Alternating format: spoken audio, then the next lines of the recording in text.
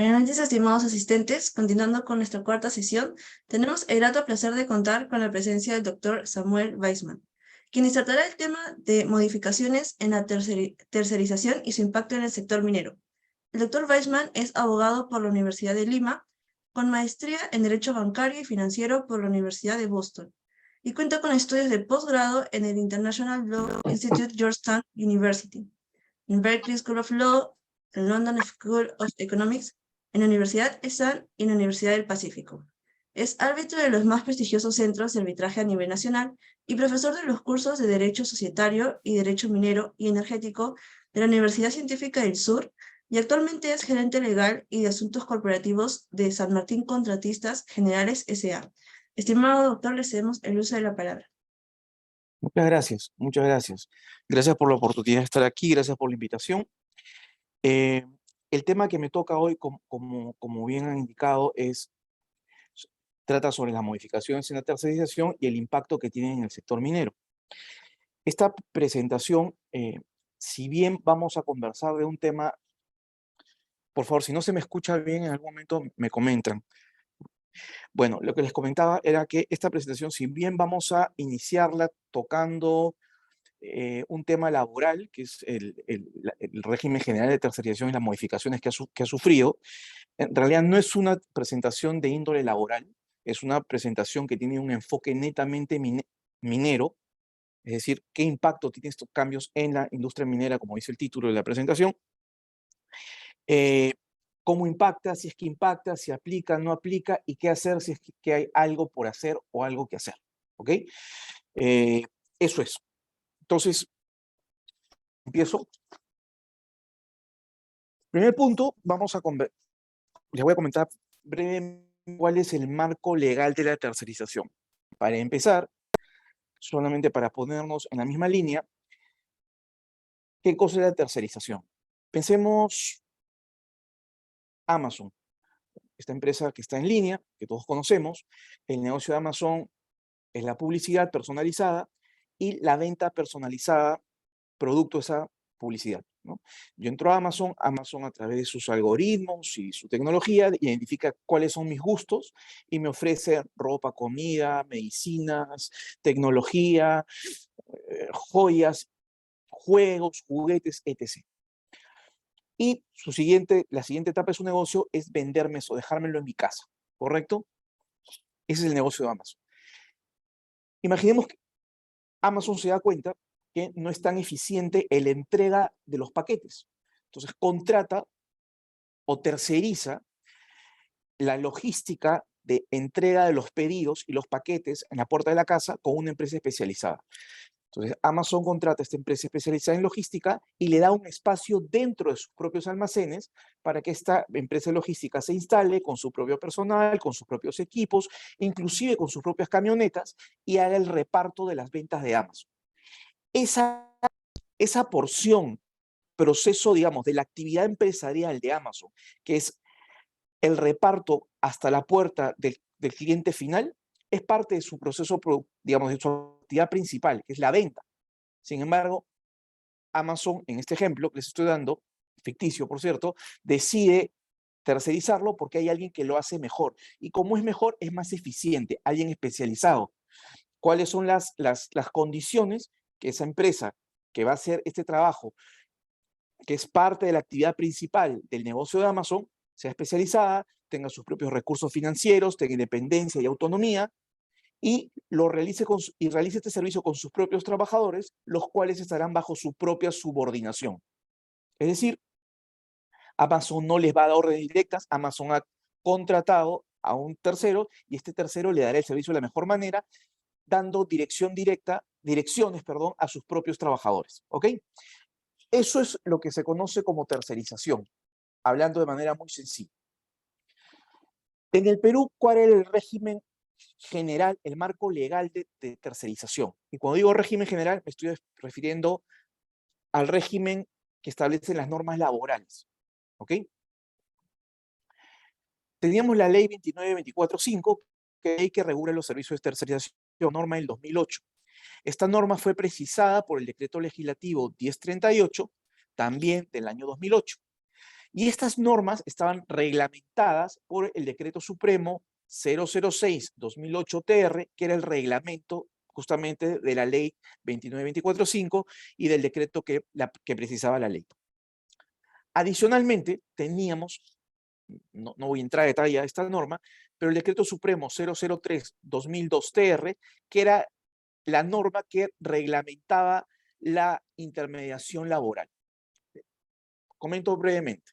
En el Perú, tengan en cuenta el ejemplo que les he dado, la tercerización que es regulada es la tercerización con desplazamiento continuo de personal. Mismo ejemplo de Amazon.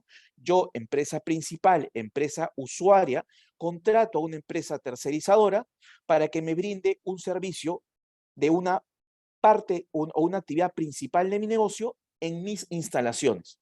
Y ese servicio lo tiene que hacer con personal propio, autonomía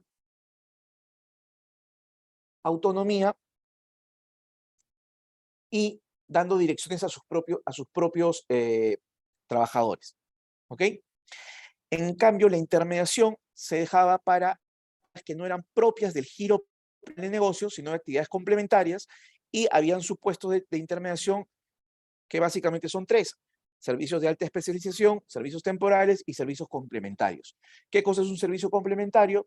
Piensen, por ejemplo, en cualquier banco que tiene sus oficinas, un edificio de 10 pisos o 15 pisos donde funcionan todas sus oficinas.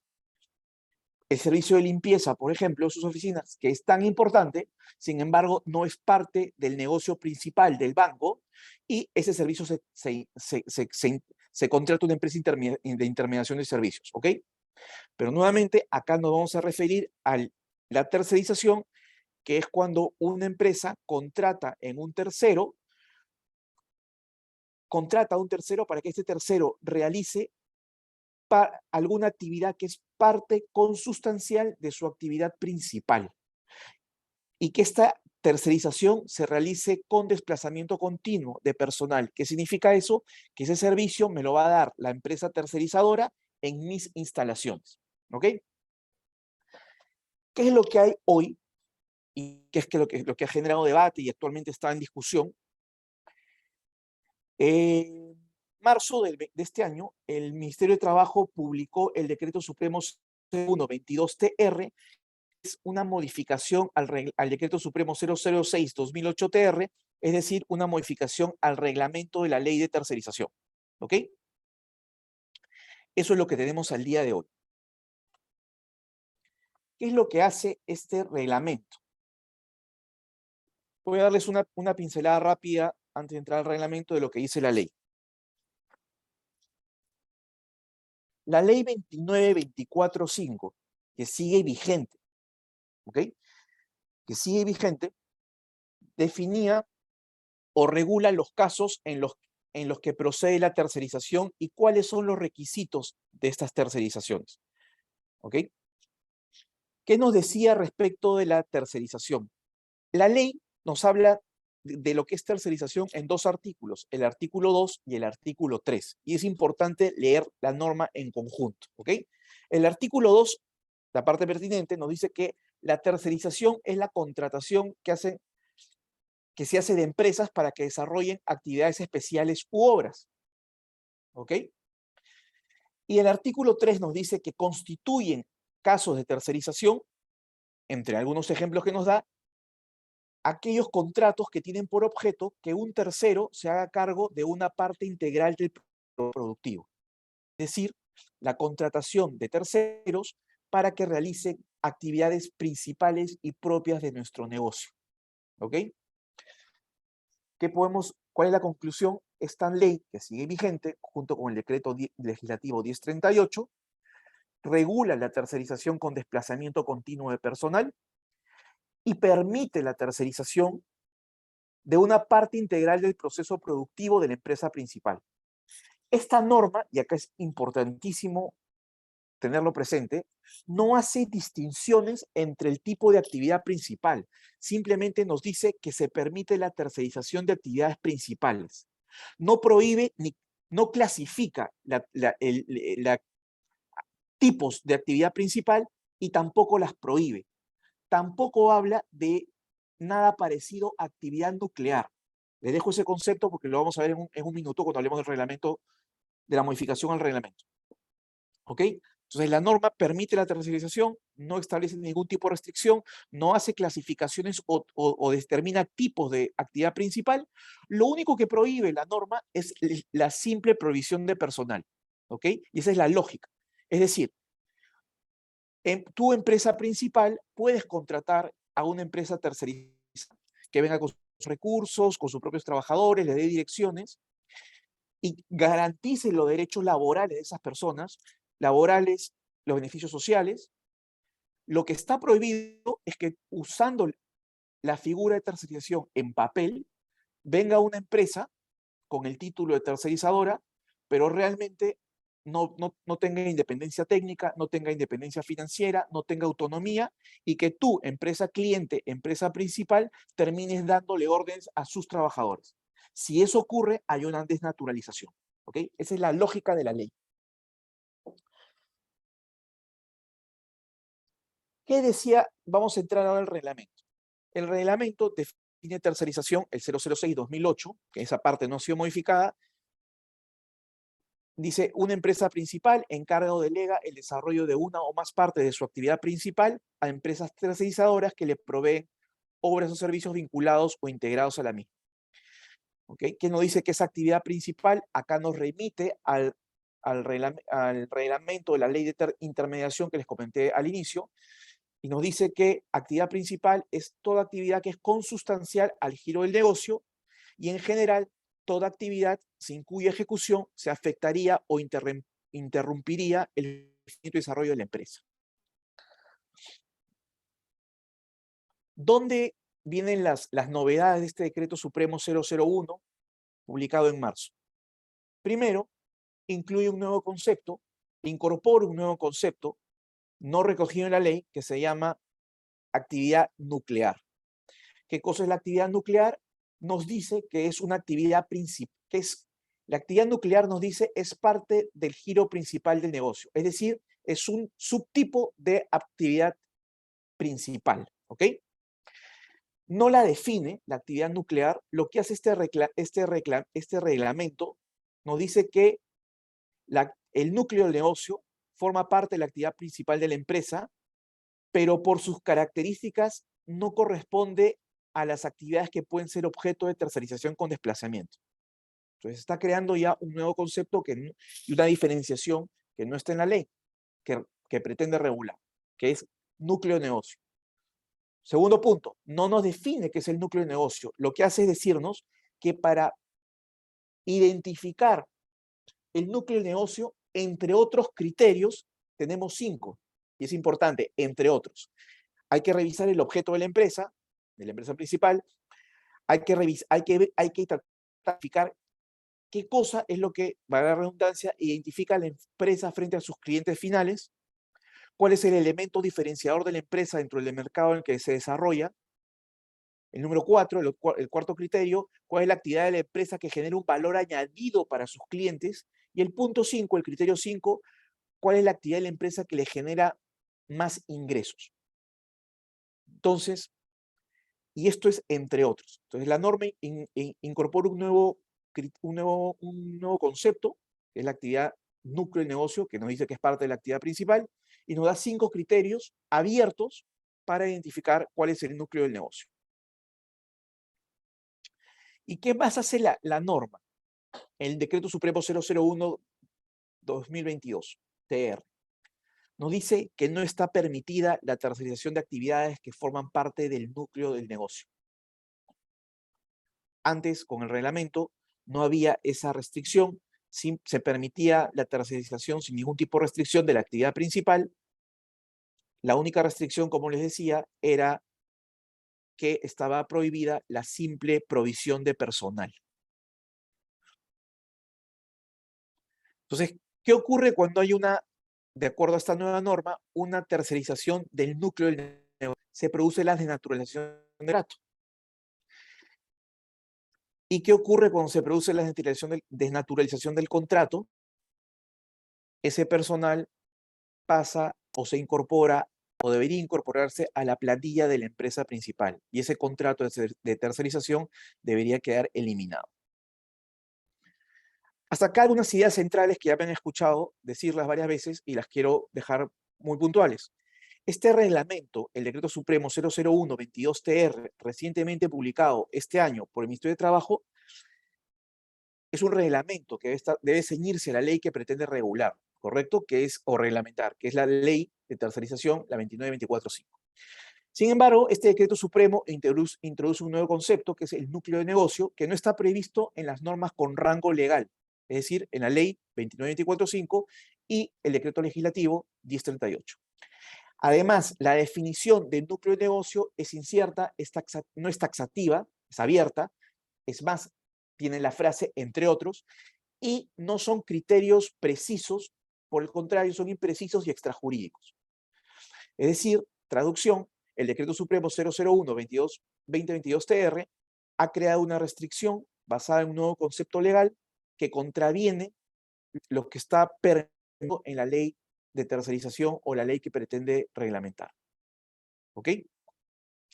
Porque la ley 29-24-5 y el decreto legislativo 1038 permiten la tercerización de actividades principales sin hacer ningún tipo de restricción. La única prohibición es la simple prohibición de personal. Esto es, digamos, un barrido rápido de lo que es el régimen general y lo que ha ocurrido con el régimen general de tercerización. ¿Ok? Ahora quiero entrar al régimen de tercerización sectorial, el régimen de tercerización que aplica en el sector minero. En el sector minero tenemos dos normas, en realidad, que regulan la tercerización. La norma fuente, la norma de mayor jerarquía y donde nace la tercerización en minería, es la Ley General de Minería, que está contenida en el texto único ordenado de la Ley General de Minería, Decreto Supremo 01492-EM. Esta es una norma del año 92, con rango de ley. Y además tenemos un decreto supremo, el Decreto Supremo 005-2008-EM, del Ministerio de Energía y Minas, que regula el registro de empresas especializadas de contratistas mineros. Es una norma del 2008. El Decreto Supremo 001-2008-EM, que está acá en el tercer bullet, es una modificación o precisión más bien al Decreto Supremo 005-2008-EM. Entonces tenemos esencialmente dos normas, la Ley de Minería y el Decreto Supremo 0058-2000-EM, que reestructura el registro de empresas especializadas de contratistas mineros. Este es el régimen especial minero. Vamos a ver, ¿cuáles son las actividades propias de la industria minera? Les he dicho propias, pero llamémoslas por su nombre. Son las actividades principales de la industria minera. Las actividades que forman parte del negocio o que son inherentes al negocio del titular minero, de la empresa minera. De acuerdo a la Ley General de Minería, en el artículo 6 del título preliminar, las actividades de la industria minera son el cateo, la prospección, la exploración, explotación, labor general, beneficio, comercialización y transporte minero. Hay que prestar especial atención a la exploración, explotación, labor general, beneficio y transporte minero. ¿Por qué? Porque esas actividades, como bien dice la norma siguiente, que cito, que es el artículo 7 del título preliminar, son las actividades que están permitidas realizar bajo el sistema de concesiones, es decir, el sistema de concesiones en el sector minero. El cateo, la prospección y la comercialización de minerales son libres, pero la exploración, la extracción, desarrollo minero y el beneficio son actividades que requieren y se realiza una concesión y se realizan exclusivamente bajo el sistema de concesiones del sector minero. Entonces, estas son las actividades principales de la industria minera. ¿En qué consiste cada una? La exploración, de acuerdo a la misma Ley General de Minería, artículo 8, en el capítulo de concesiones mineras, nos dice que la exploración es la actividad que nos permite demostrar las dimensiones, posición, características, reservas y valores de los minerales que se encuentran en el yacimiento que está dentro de nuestra concesión.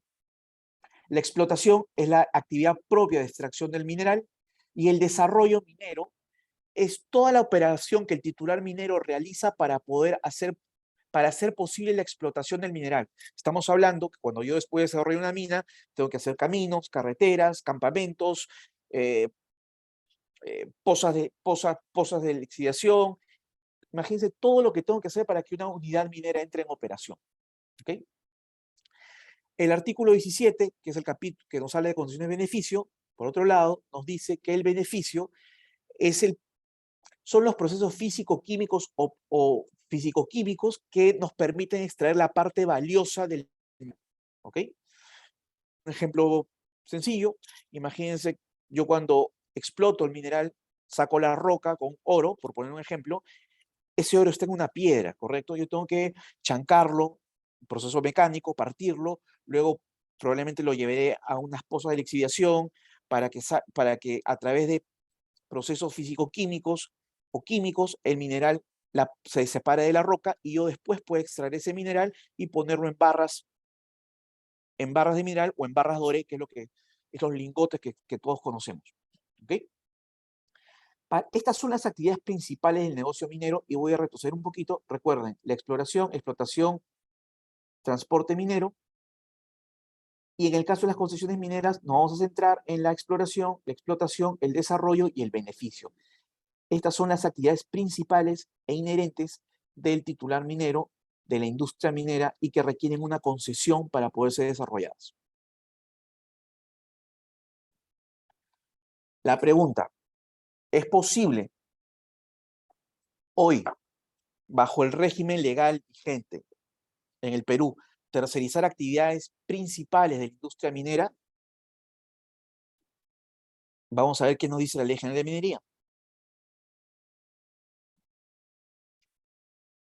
El artículo 37, inciso 11 de la Ley General de Minería, ley especial sectorial, nos dice que los titulares de concesiones, es decir, una empresa minera, para hablar de manera sencilla, gozan de los siguientes atributos. Y nos dice, ¿qué nos dice? Tienen el derecho, básicamente, a contratar la ejecución de los trabajos de exploración, desarrollo, explotación y beneficio con empresas especializadas inscritas en la Dirección General de Minería. Es decir, ¿es posible tercerizar actividades propias o principales de la industria minera? Sí. ¿Por qué? Porque la Ley General de Minería, la norma con rango de ley especial sectorial, reconoce el derecho del titular minero a contratar esas actividades, a tercerizarlas con empresas especializadas. ¿Qué es lo que va a contratar con las empresas especializadas? Las actividades que forman parte de su actividad principal, que son inherentes al giro principal de su negocio.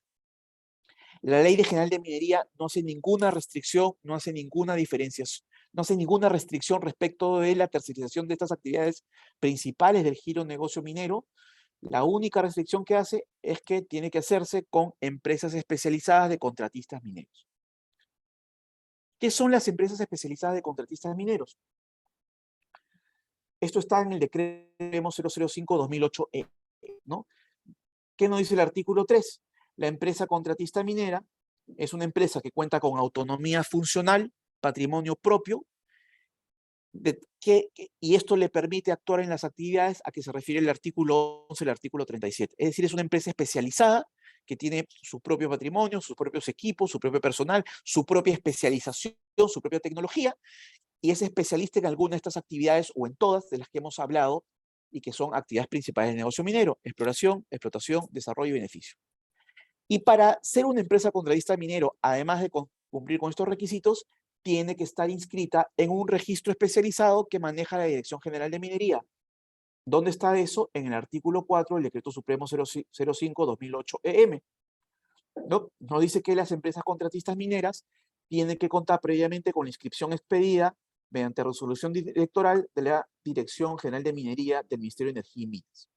¿Okay? Sin ese requisito, sus trabajadores serían imputados como trabajadores de la empresa titular de la concesión, es decir, del titular minero para el que trabaja. La contratista minera, en el artículo 5 nos dice, puede realizar actividades de exploración, desarrollo, explotación y beneficio según lo que haya en su registro. Y nuevamente regresamos a un concepto que hemos visto cuando hemos hablado de las más de tercerización del régimen general laboral, vamos a decirlo, que es la desnaturalización de los servicios prestados. ¿Qué dice esta norma sectorial? El Ministerio de Trabajo, a través de su Sistema Nacional de Inspección, es la autoridad encargada de verificar el uso adecuado del mecanismo de contratación. En caso se compruebe que la empresa, es decir, la empresa contratista minera, simplemente brinda servicios de provisión de personal, se cancelará el registro y se desnaturaliza el contrato. Si hay desnaturalización del contrato, esos trabajadores de la empresa contratista pasan al titular minero. Es decir, si una empresa minera usa una empresa contratista minera que es solamente una fachada, es decir, no tiene autonomía, no tiene capital, no tiene equipos propios y no dirige directamente a su personal con autonomía e independencia, ese contrato queda desnaturalizado y esos trabajadores pasan a la planilla del titular minero. Eso siempre ha sido así, ¿ok? Entonces, ¿es posible tercerizar en el sector minero? Sí. Conclusión, la Ley General de Minería reconoce el derecho de los titulares mineros a tercerizar actividades principales de su negocio, como son la exploración, desarrollo, explotación y beneficio, con empresas contratistas mineras, que son las empresas que están registradas en el registro de la Dirección General de Minería. La Ley General de Minería no establece ninguna restricción para la tercerización de estas actividades principales del negocio del titular minero. Lo único que nos prohíbe y nos sanciona con desnaturalización es la simple provisión de personal. ¿Ok? Entonces tenemos un régimen especial de minería que permite la tercerización. La pregunta al día de hoy, ¿el Decreto Supremo 001-22-TR aplica a las actividades principales mineras? ¿Aún es posible al día de hoy tercerizar las actividades principales de la actividad minera? Aplica, respecto a la primera pregunta, ¿aplica el Decreto Supremo? Yo les di mi opinión, creo que desde que salió publicado, y creo que es hoy día la opinión mayoritaria, ¿aplica el Decreto Supremo a las actividades mineras? No, al sector minero no aplica, a las actividades principales mineras. ¿Resulta posible hoy tercerizar actividades mineras principales? La respuesta es sí. Ahora les voy a explicar por qué. Y esto, visto desde un punto netamente jurídico, técnico y teórico, ¿ok? Más adelante vamos a ver qué tenemos que hacer en la práctica, si es que hay podamos hacer o que debamos hacer. ¿Por qué es que no aplica y si es posible tercerizar? Vamos a ir a nuestras primeras clases de Derecho, pirámide que es en teoría pura del derecho. En el Perú tenemos una jerarquía normativa, ¿no? Que encabezada por la Constitución, luego las leyes, luego los decretos. ¿Okay? Aquí les he puesto un fundamento de una sentencia del Tribunal Constitucional, ahí está el número de expediente, el 047-2004, ahí, que habla de la pirámide jurídica y nos dice que en nuestro ordenamiento existen las siguientes categorías y sus subsecuentes grados, no he puesto los grados, ¿no? La primera categoría, las normas constitucionales, es decir, la Constitución y las normas que tengan rango constitucional. Segunda categoría, las leyes y las normas con rango de ley. Tercera categoría, los decretos y las demás normas de contenido reglamentario. Cuarta, las resoluciones. Quinta, fallos jurisdiccionales y normas convencionales. A nosotros nos atañe en este momento Constitución, primera categoría, segunda categoría, las normas constitucionales o de rango constitucional. Perdón, primera categoría, las normas constitucionales, segunda categoría, las leyes o normas con rango de ley, y la tercera categoría, los decretos o normas reglamentarias. ¿Ok? Ahora nos vamos al derecho que nos dice respecto a la jerarquía, a 51 de la Constitución. Nos dice que la Constitución prevalece sobre toda norma legal, la ley sobre las normas de inferior jerarquía y así sucesivamente. El artículo 103 que nos dice que pueden expedirse leyes especiales porque así lo exige la naturaleza de las cosas y que una ley solo se deroga por otra ley. Y el artículo 18 que nos habla de las facultades que le corresponden o las atribuciones que tiene el presidente de la República nos dice en el primer inciso, en el primer numeral, que el presidente de la República debe cumplir y hacer cumplir la Constitución, los tratados y las leyes. Y en el numeral 8 nos dice que el presidente de la República, Poder Ejecutivo, ejerce la potestad de reglamentar las leyes sin transgredirlas ni desnaturalizarlas y dentro de los límites de la ley. Tiene que dictar los decretos. ¿Ok?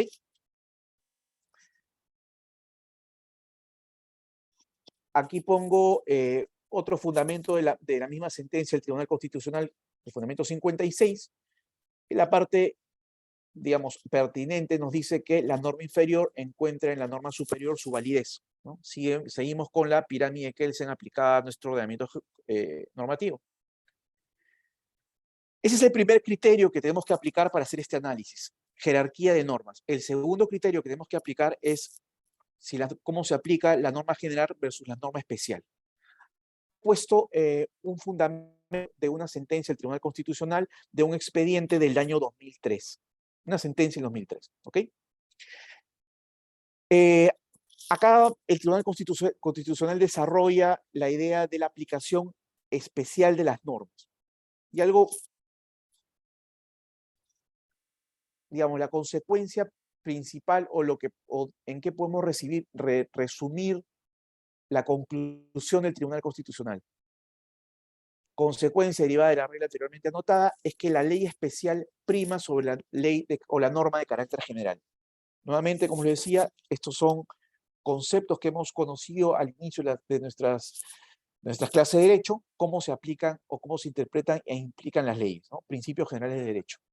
Les he mostrado con sentencia del Tribunal Constitucional y con derecho positivo cómo se aplican, que efectivamente esos criterios tienen que aplicarse, jerarquía de normas y especialidad de normas. Entonces, siendo así, nuevamente regreso a la pregunta. ¿Se aplica el decreto supremo a las actividades principales mineras? No. ¿Resulta posible tercerizar? Sí. ¿Por qué? Porque el decreto supremo 001-2003 es una norma de carácter inferior a la Ley General de Minería y es una norma de carácter general, mientras que la Ley General de Minería y su reglamento es de carácter especial. Entonces, aterrizando la idea, y para cerrar esta idea, aplica el decreto supremo 001-2022 TR al sector minero. Respecto de actividades principales, no, por lo que acabo de explicar. La tercerización de actividades principales, es decir, exploración, desarrollo, explotación y beneficio, con empresas especializadas, contratistas mineros, que están inscritas en el registro de la DGM, es un régimen especial que tiene origen en el texto único ordenado de la Ley General de Minería, particularmente en el artículo 37, inciso 11. Es decir, este régimen especial de tercerización minera tiene origen y se sustenta en una norma de rango de ley y de carácter especial. En consecuencia, el Decreto Supremo 001-22-TR, que es una norma de inferior jerarquía y carácter general, no le afecta. La otra pregunta, ¿aplica para las otras actividades que no forman parte del giro principal del negocio minero? Es decir, para actividades que no están previstas en el artículo 37, inciso 11 de la Ley General de Minería, mi opinión es que tampoco les aplica. ¿Por qué? Porque la tercerización de estas actividades que no forman parte del régimen especial minero se sustentan en el régimen general. ¿Pero en qué norma? En la ley 29.24.5, que no prohíbe ni restringe la tercerización de actividades principales, ¿no? ¿Qué ha pasado? Que el decreto supremo, que es una norma reglamentaria de carácter infralegal respecto a la ley, excediendo lo que dice la ley, crea una prohibición, una restricción para tercerizar actividades principales a través de la introducción del concepto de núcleo de negocio, que hemos dicho es impreciso, gaseoso, abierto. Entonces, en estricto, como les decía, a nivel técnico, jurídico y teórico, tampoco le es de aplicación. ¿En qué me baso para esto?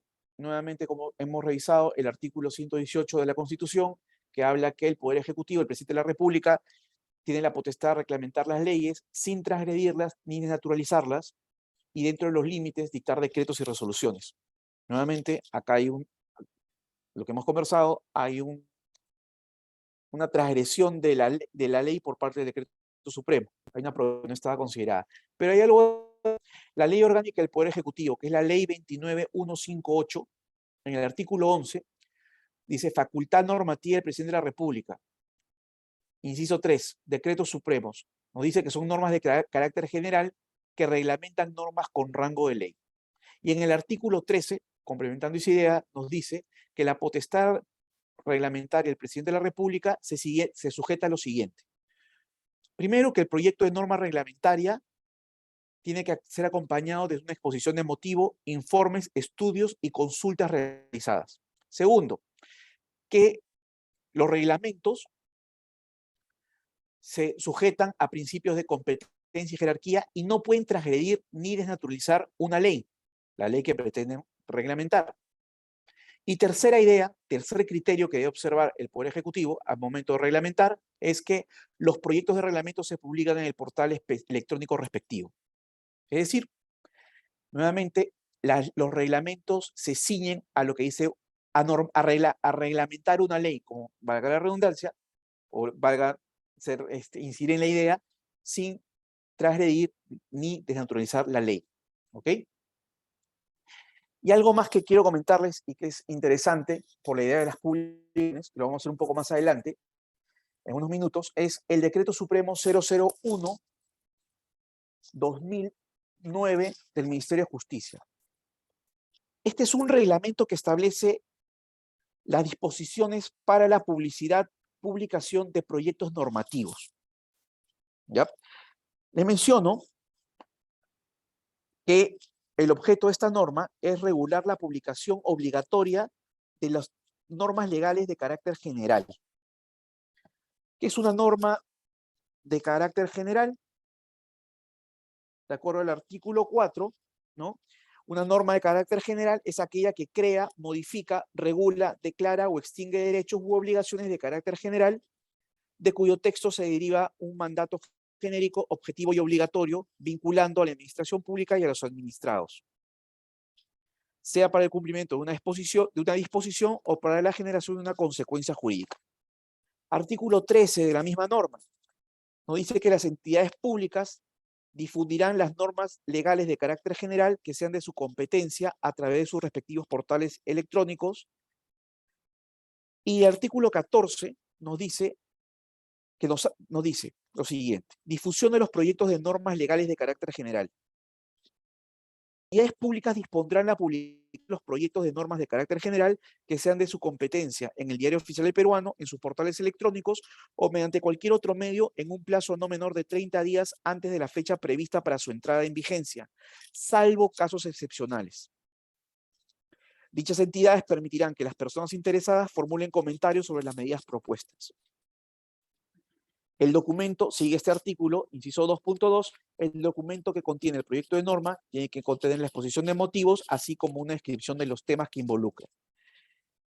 Y hay una excepción a la publicación, cuando la entidad, por razones debidamente fundamentadas en el proyecto de norma, considera que la prepublicación de la norma es impracticable, no se puede realizar, es innecesaria o contraria a la seguridad o el interés público.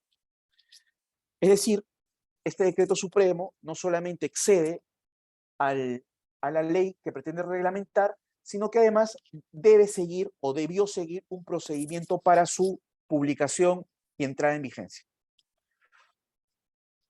Les dejo esa idea ahí, la vamos a retomar en un minuto. Entonces, hemos hablado que en el plano teórico, y les he explicado las razones por las cuales considero que en el plano teórico ha sido un análisis puramente técnico de nuestras normas. El Decreto Supremo 01/22 no aplica al sector minero, ¿correcto? Definitivamente no para las actividades principales del titular minero, y tampoco, porque va más allá de lo que dispone la ley general, tampoco para aquellas actividades que no son propias del titular minero, del giro principal de su negocio, pero que están reguladas por la Ley General de Tercerización. Entonces, si no aplica, ¿hay algo que hacer? ¿No hay nada que hacer? ¿Todos estamos tranquilos? Veamos, hay que revisar lo que dice el Decreto Supremo 001. El Decreto Supremo 001 tiene una disposición complementaria transitoria, ¿no? Al final. ¿Qué nos dice? La norma que salió en marzo nos da 180 días para adecuarnos a la misma, y nos decía que durante el plazo que vencido el plazo de adecuación, todos los contratos de tercerización celebrados quedan desnaturalizados de manera automática. ¿Ok? Es decir, esos contratos se eliminan, se terminan, y el personal de la empresa tercerizadora cesa y debería incorporarse a la planilla del titular minero.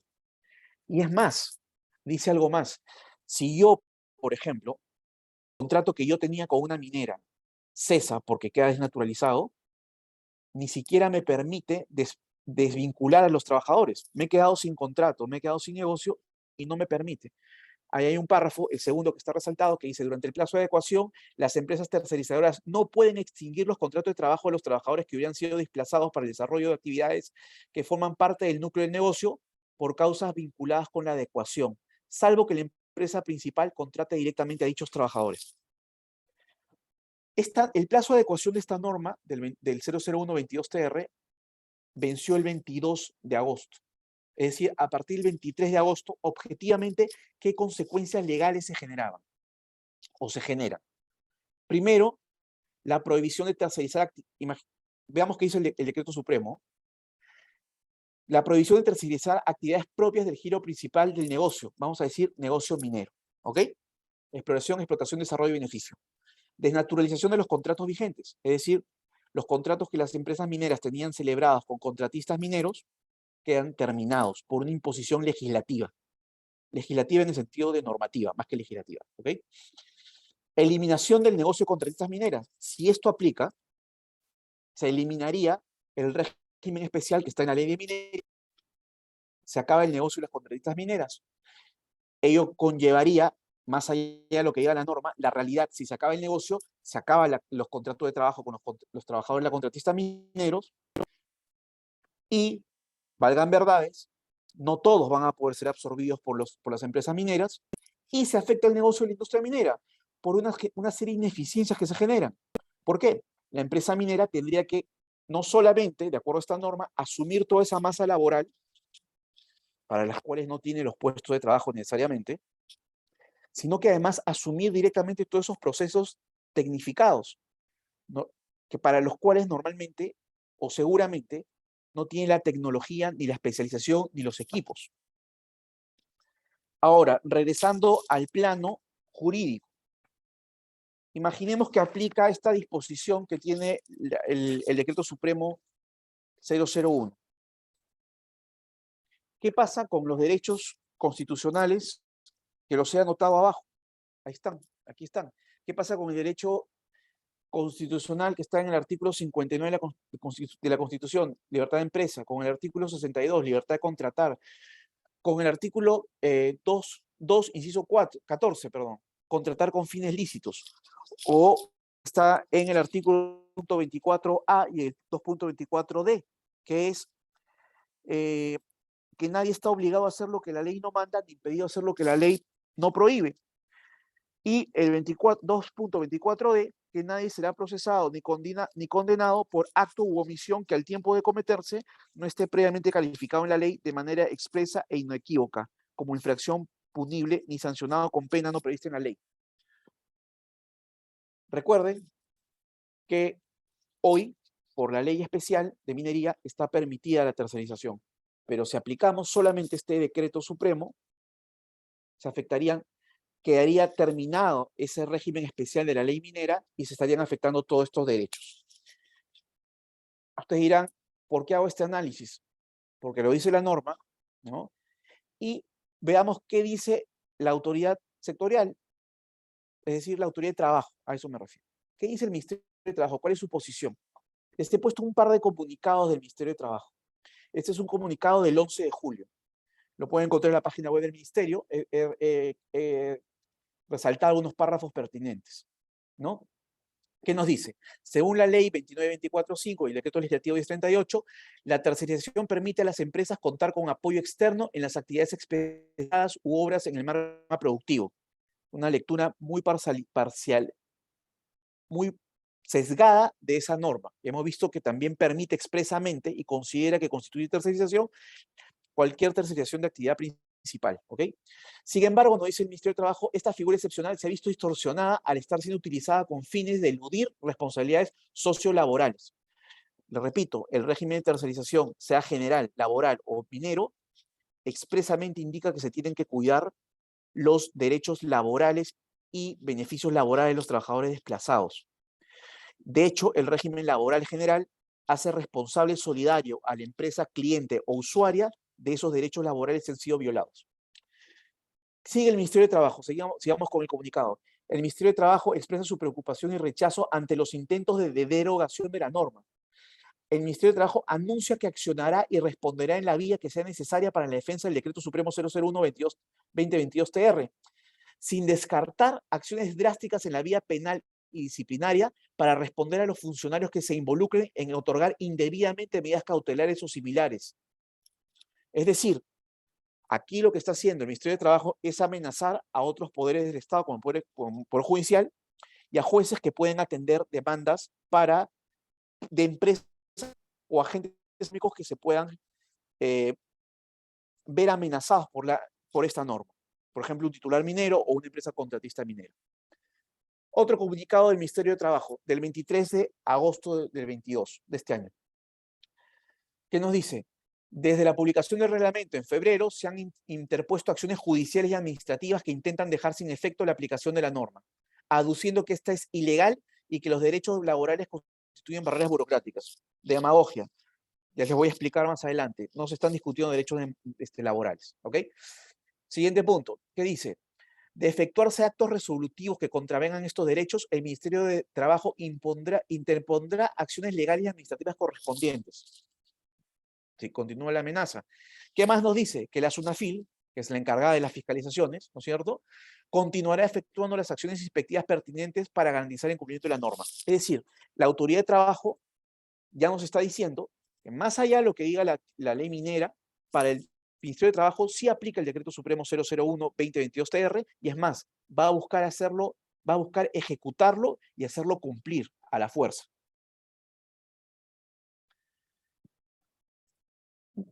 ¿Ok? Algo se tiene que hacer frente a eso, ¿correcto? Después del análisis que yo les he querido transmitir, de la jerarquía de las normas y la aplicación de la norma general versus la norma especial, la explicación del régimen general a nivel ley, de la tercerización y del régimen especial de tercerización en minería, uno debería quedarse tranquilo, ¿no es cierto? No me aplica y no me debería pasar nada. Bueno, eso pasa tal vez en países mucho más adelantados. Si estuviéramos en Suiza, probablemente uno no tendría que hacer nada. Sin embargo, en Perú ya tenemos a un ministerio, parte del Poder Ejecutivo, diciéndonos que para él es obligatorio cumplir esta ley y va a buscar que se aplique. Algo habrá que hacer y se los explico en un momento. Pero antes de eso, quiero pasar a ver algunas consecuencias que habían adelantado algunos actores respecto a la aplicación de este decreto supremo en el sector minero. El BCR, probablemente la institución pública más respetada que hay en el Perú, sacó sumamente técnica con profesionales del mejor nivel. El Banco Central de Reserva es un banco central realmente respetado a nivel internacional. Gran parte del control de la estabilidad económica que tenemos al día de hoy es por el trabajo que ha venido haciendo el BCR. El BCR, para que sepan, una de las funciones primordiales del Banco Central de Reserva, de acuerdo a la Constitución, es el manejo y control de la inflación. ¿Ok? ¿Qué dice el BCR en este oficio 0037, que es de marzo de este año? Voy a leer estos párrafos, ¿no? Consideramos que prohibir o restringir la tercerización laboral podría tener implicancias económicas y laborales en varios sectores de la economía, sobre todo en aquellos que tienen una alta proporción de subcontratación, como por ejemplo el sector minero. Restringir esta actividad incidiría negativamente sobre la productividad agregada, porque elevaría los costos y se abandonarían las ganancias por especialización. Le restaría competitividad a la economía peruana y como resultado generaría una asignación ineficiente de los recursos de la economía, reduciría la tasa de crecimiento económico y afectaría el potencial para crear empleo adecuado. Ojo que el BCR es una entidad netamente técnica, no por la protección que le da la Constitución, no se ve influenciado por sesgos políticos. ¿Ya? ¿Qué más dice el BCR? Una norma como la planteada, como este decreto supremo, inhibiría el progreso de nuestro país. Y esto es parte muy importante. Algunos estudios muestran que la experiencia reciente, les adelanto, este tipo de norma no es nueva. Este tipo de norma se ha implementado en Venezuela, en Venezuela, en Ecuador, en Bolivia y en México. Cualquier coincidencia que le llame la atención, hay claro un sesgo político en este tipo de medidas, ¿no? Entonces, ¿qué nos dice el BCR? Hay estudios que muestran en experiencia reciente en la región que indican que las restricciones a la tercerización laboral tienen efectos negativos sobre el empleo. En Ecuador, antes de que se implementen estas medidas, había más de 1 millón de trabajadores en dicha condición. De este 1 millón de trabajadores, solo el 20% fue contratado luego de la medida. En Bolivia se prohibió la tercerización en el sector minero y esta tercerización por empresas especializadas fue reemplazada por cooperativas de trabajadores.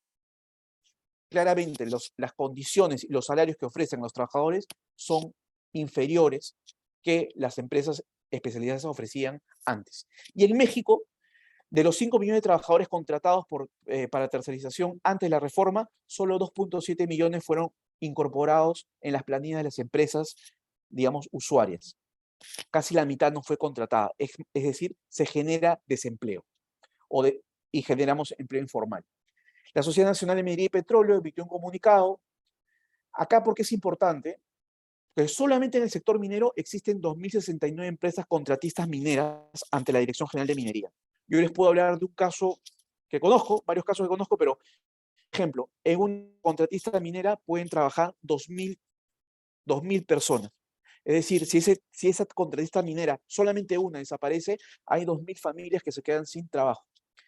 Nuevamente, son trabajos especializados, no necesariamente los hace el titular minero. Y luego salieron algunas notas en gestión en el Instituto Peruano de Economía, en el mismo boletín del Congreso. Estas notas, que hablan más de aspectos técnicos y económicos, mencionan una ayuda a memoria o un informe que emitió el Ministerio de Energía y Finanzas cuando conoció de este intento de reglamentación. El Ministerio de Energía y Finanzas, ¿qué dijo? Que esta norma era inviable. Les voy a leer algunos de los motivos. El presente proyecto de decreto supremo no presenta sustento técnico, carece de exposición de motivos e incluye afirmaciones discrecionales que no son soportadas en evidencia. ¿Ok? ¿Qué más nos dice? La introducción y aplicación del concepto núcleo de negocio para restringir el alcance de la tercerización constituye ilegalidad, en tanto excede expresamente lo dispuesto en la Ley 29.24.5. ¿Qué más nos dice? La propuesta a limitar el uso de la tercerización en los procesos productivos con la figura de núcleo de negocio genera ineficiencia en la asignación de recursos, afectando competitividad y al empleo formal. ¿Qué más nos dice? En lo que respecta a la identificación del núcleo de negocio, su identificación no resulta precisa, lo que conversábamos al inicio, pues no se cuenta con parámetros objetivos de referencia, y también se precisa que no solo se tomen en cuenta los aspectos mencionados, sino entre otros. Es decir, introduce disposiciones que no proveen predictibilidad. Este es el Instituto Peruano de Economía, que también hizo una presentación, también recogió algunas consecuencias. Y hoy, justamente que se iba a tratar, hay 2 proyectos de ley que buscan derogar este decreto supremo, ya termino con esto. Este decreto supremo se pusieron en agenda para ser debatidas en el Congreso hoy. Ayer salió un comunicado del Ministerio de Trabajo diciendo que se pretende derogar estos proyectos de ley. También varios congresistas, entre ellos el congresista Bermejo, dice que el Congreso pretende derogar el decreto supremo para regular la abusiva tercerización laboral.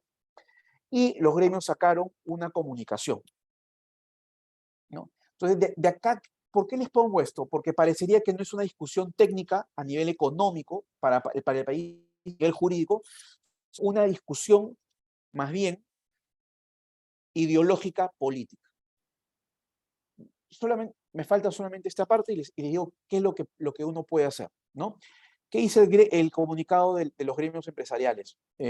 Confiev, Asociación Nacional de Industrias, dice que en la publicación de estas normas no hubo discusión técnica ni análisis, ¿no? Que no se cumplió con el compromiso internacional asumido por el país en el Consejo Nacional de Trabajo, que era un espacio de consulta. ¿Esto en qué se sustenta? El Perú suscribió el convenio 144 de la UIT sobre la consulta tripartita, donde se establece que las organizaciones de trabajadores y empleadores deben ser consultadas de manera efectiva en el proceso de adopción de instrumentos legislativos. Y además resalta que son inaceptables los cuestionamientos y amenazas a los funcionarios de Indecopi o el Poder Judicial.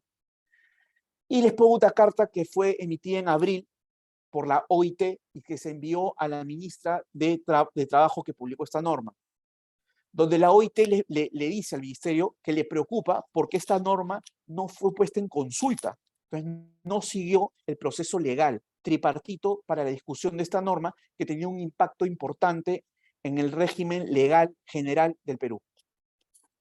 Entonces, si bien a nivel teórico, y con esto acabo, la norma, digamos, podríamos decir que es ilegal en tanto excede a la ley general que regula los servicios de tercerización y tampoco afecta a la ley general de minería, algo hay que hacer, porque en nuestro país estamos viendo que hay una posición muy fuerte política del Ministerio de Trabajo de hacer cumplir esta norma como sea. ¿Qué es lo que se puede hacer y qué es lo que han hecho varios actores en el mercado, en el Perú?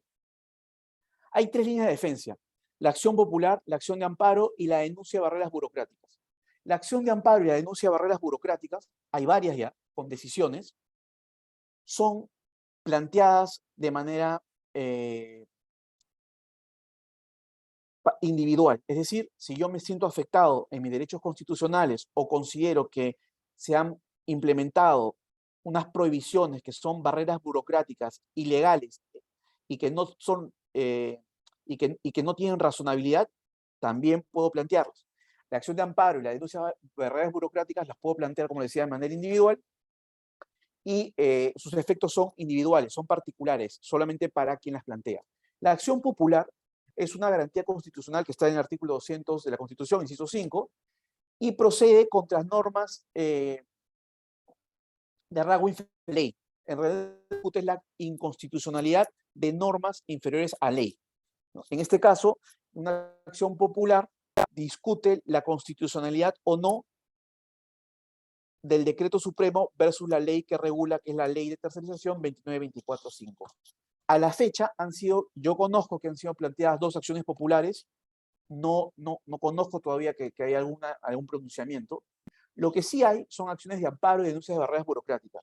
Las acciones de amparo, en cuanto al fondo, no han sido decididas, todavía no hay una sentencia de primera instancia, pero sí hay medidas cautelares que varios jueces, tanto en provincia como en Lima, han otorgado a empresas mineras y empresas contratistas mineras. Básicamente, todas estas acciones de amparo concluyen en lo siguiente, que sí hay una aparente ilegalidad que viola los derechos constitucionales de las empresas, esos derechos que hemos hablado, libertad de contratación, libertad de empresa, hacer lo que la ley no prohíbe, y además, como es una norma autoaplicativa, estas medidas cautelares otorgadas concluyen en que sí hay un peligro en la demora y que es necesaria una medida cautelar para que no se aplique esta norma, no se apliquen los efectos de esta norma. ¿Por qué es una norma autoaplicativa? Porque si recordamos la última disposición del decreto supremo, decía pasan los 180 días y a partir del 23 de agosto esta norma se aplica sí o sí. Es decir, los contratos quedan naturalizados, se acaba la tercerización de actividades principales y esos trabajadores se quedan en el aire o pasan obligados a la planilla de la empresa principal, en este caso las empresas mineras.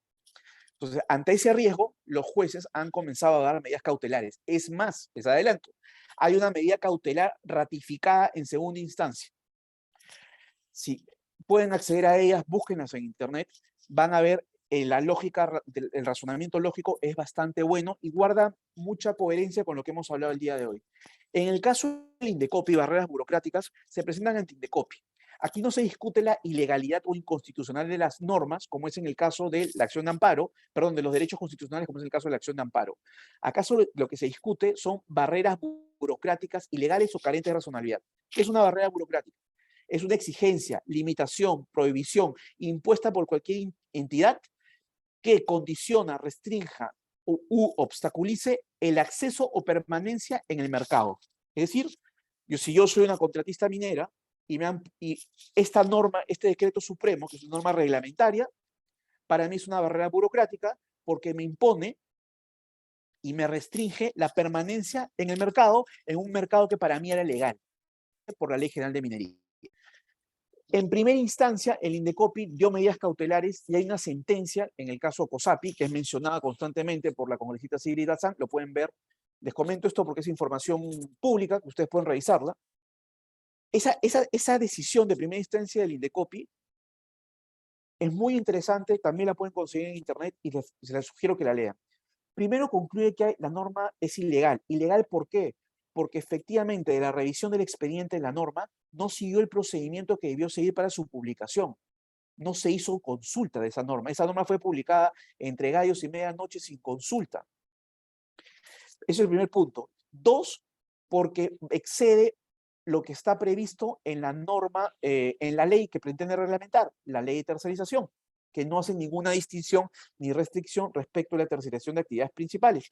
Y tres, porque también no puede ir en contra del régimen especial definido, en el caso del sector minero, por la Ley General de Minería y el Decreto Supremo que regula el registro de contratistas mineros.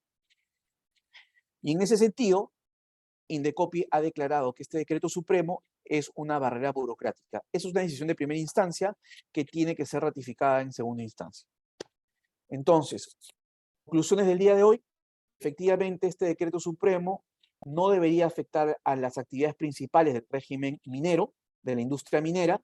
Sin embargo, en la práctica hay una vocación política, una intención política de hacerlo valer. Y frente a eso hay que tomar acciones que ya se han tomado, que han tomado los particulares, que es la acción de amparo o la denuncia de barreras burocráticas ante el Indecopi, que en ambos casos los jueces y el Indecopi, en primera instancia, ya han dado pronunciamientos favorables. Por eso las amenazas del Ministerio de Trabajo en sus comunicados. Y eso es todo lo que tengo para compartirles hoy. Gracias y disculpen la demora, creo que me he pasado bastantes minutos. Muchas gracias, estimado doctor, por su grata ponencia. Y bueno, se han formulado unas preguntas en el chat. Sí, Se por la favor. leo. La primera dice, doctor Weissman, buenas noches. ¿Cómo está actuando la SUNAFIL con las empresas mineras que tienen vigentes contratos de terciarización y teniendo en cuenta que ya venció el plazo de 180 días conforme lo estipula el decreto supremo? Creo está que el gobierno no le interesa apoyar la inversión minera en nuestro país, actividad base al crecimiento económico de nuestro país. Gracias por la pregunta. Les cuento, porque esto es algo que está ocurriendo hoy. La SUNAFIL, conozco de intentos de fiscalización. La mayoría de empresas mineras, no sé si todas, pero conozco varias que tienen, y contratistas también, ya tienen medidas cautelares, sea por el Poder Judicial o sea a nivel de Indecopi por denuncia de barreras burocráticas. Cuando la SUNAFIL se ha acercado, se les ha explicado, como les digo, conozco varios casos, se les explica que existen estas medidas cautelares y la SUNAFIL se ha retirado, no ha continuado con la fiscalización. Si no tenemos esas medidas cautelares, sí, no veo otra opción que seguir con la fiscalización e irse a pelear a nivel luego administrativo y luego al Poder Judicial a través de una acción contenciosa administrativa, ¿no? Si una empresa minera o una contratista minera no tiene una medida cautelar vigente, efectivamente la SUNAFIL va a fiscalizar y va a tratar de, ya va a poner sanciones, va a desnaturalizar el contrato, sanciones, multas muy graves, tanto al contratista como a la empresa minera. Si hay una medida cautelar, la SUNAFIL no puede continuar con su fiscalización. Muchas gracias, doctor, por la respuesta. Una siguiente pregunta dice, ¿cuál de las tres líneas de defensa sería la más sólida jurídicamente para los contratistas mineros? A mí me gusta más la acción de amparo. La acción popular ha sido planteada por gremios, ¿no? Y tiene efectos generales. Es decir, que si sale un pronunciamiento de una acción de amparo, de una acción popular, que dice que el decreto supremo 001 es legal, probablemente eso afecte la decisión del Indecopi. ¿Okay? Sin embargo, y eso es algo que justamente está dando parte de mi análisis, digamos, porque una acción de amparo, un decreto supremo puede ser legal, en este caso imaginemos que lo declaran legal a través de la acción popular, sin embargo, aún siendo legal, viola mis derechos constitucionales, que son los que estoy peleando a través del amparo. Entonces, una norma puede ser legal, pero puede afectar mis derechos constitucionales. Y en esa medida, a través de una acción de amparo, yo puedo solicitar que se inaplique para mí esa norma legal, pero que viola o violenta o transgrede mis derechos constitucionales. En resumen, yo creo que de las tres opciones, la que más me gusta a mí, la que veo más sólida, es la acción de amparo. Ok. Muchas gracias, doctor, por absolver las preguntas estipuladas por nuestros asistentes. Así también de parte del equipo Biloyer queremos extenderle nuestro agradecimiento por su tiempo y por su grata ponencia, por acompañarnos hasta esta hora de la noche. Y esperamos seguir contando con usted en próximos eventos académicos. Muchísimas gracias. Gracias a ustedes por el tiempo y nuevamente disculpas por haberme excedido. Espero que haya sido interesante la presentación. Muchas gracias por la invitación.